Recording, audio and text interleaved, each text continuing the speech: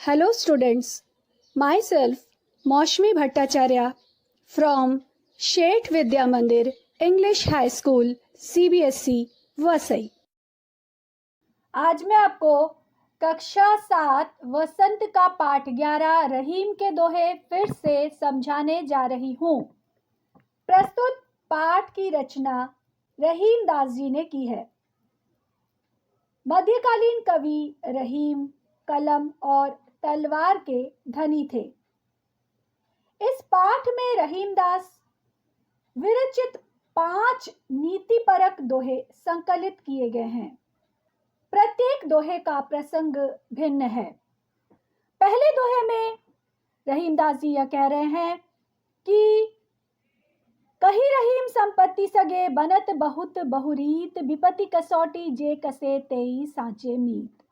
जब हमारे पास धन संपत्ति वैभव सब होता है उस समय हमारे बहुत सारे मित्र बन जाते हैं, परंतु जब हम विपत्ति में रहें, जब हम परेशानी में रहें, जब हम मुश्किल में रहें, उस समय जो हमारी मदद करता है, जो हमारी सहायता करता है, वो ही हमारा सच्चा मित्र होता है।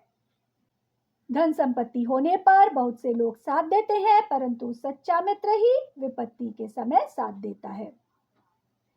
दूसरा दोहा है, जाल परे जल जात बही तजमीनन को मोह रहीमन मछरी नीर को तऊ न छाड़ती छोह। विपत्ति आने पर यानी जाल में फंस जाने पर पानी मछली को छोड़कर चला जाता है, क्योंकि वह उससे सच्ची मित्रता नहीं करता है, इसीलिए अपने मित्र को विपत्ति में पड़ा देखकर उसे छोड़कर चला जाता है। परंतु मछली जो पानी से सच्चा प्रेम करती है, सच्ची मित्रता रखती है, वह पानी से अलग होते ही उसके दुख में, उसके वियोग में अपने प्राण त्याग देती है। मछली कभी भी पानी का साथ नहीं छोड़ती है, परंतु पानी उसे छोड़कर आगे बढ़ जाता है। तीसरा दोहा है, तरुवर फल नहीं खात है सरवर पियत न पान कही रहीम पर काज हित संपत्ति सचही सुजान। इस दोहे में रहीमदास जी ने कहा है कि वृक्ष कभी भी अपना फल नहीं खाता है, नदी कभी भी अपना पानी नहीं पीती है।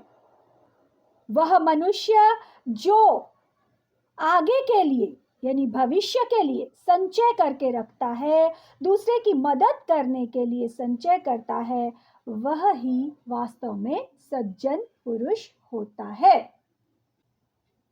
चौथा दोहा है, थोथे बादर क्वार के ज्यों रहीम घहरात धनी पुरुष निर्धन भये करे पाछली बात। क्वार के बादल जिस तरह से सिर्फ गरजते रहते हैं परंतु बरसने में असमर्थ होते हैं, उसी तरह से वे पुरुष जो कभी धनी थे, आज परिस्थितिवश किसी कारणवश निर्धन हो गए हैं, वह अपना भविष्य सुधारने के स्थान पर क्वार के बादलों के समान अपने पुराने समय की बातें कर कर कर डींगे हाँकते हैं, अपने सुखी दिनों की बात करते हैं और गरजते रहते हैं। पांचवा दोहा है, धरती की सी रीत है शीत घाम और मेह जैसी परे सो सही रहे त्यों रहीम यह देह। जिस प्रकार धरती सर्दी, गर्मी और बरसात तीनों ऋतुओं को समान भाव से अपने ऊपर लेती है, उसे सहन करती है, उसी प्रकार से मनुष्य को भी होना चाहिए।